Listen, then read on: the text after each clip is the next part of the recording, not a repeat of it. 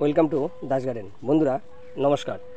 আজকে আপনাদেরকে আমি এর আগের ভিডিওতে বলেছি যে এসি লাগবে না। এসি না লাগার জন্য কি কি করতে হবে আমি পার্ট 2তে কিছুটা বলেছি।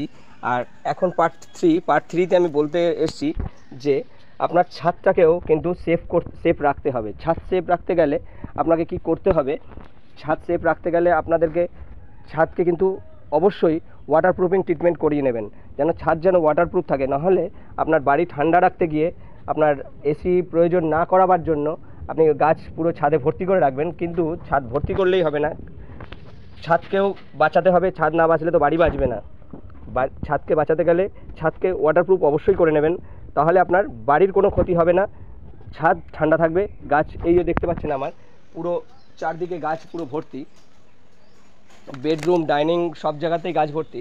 আজকে আমি এই কিচেনের উপরেও আমি গাছ রেখে দিয়েছি, আরও কটা গাছ কম ছিল, আরও গাছ ওদিক দিয়ে সরিয়ে এখানে ট্রান্সফার করেছি। তো দেখতে পাচ্ছেন যে ছাদটাকে কিন্তু অবশ্য করে ওয়াটারপ্রুফ করে নেবেন। ছাদ ওয়াটারপ্রুফ না করলে আপনার বাড়ির ক্ষতি হবে, ছাদের ক্ষতি হবে। নমস্কার বন্ধুরা, ভিডিওটি ভালো লাগলে লাইক শেয়ার কমেন্টস করবেন, প্লিজ চ্যানেলটিকে সাপোর্ট করে দেবেন। আর আরও অনেক কিছু নিত্য নতুন জানার জন্য আমার ফেসবুক পেজটিকে ফলো করে নেবেন। নমস্কার।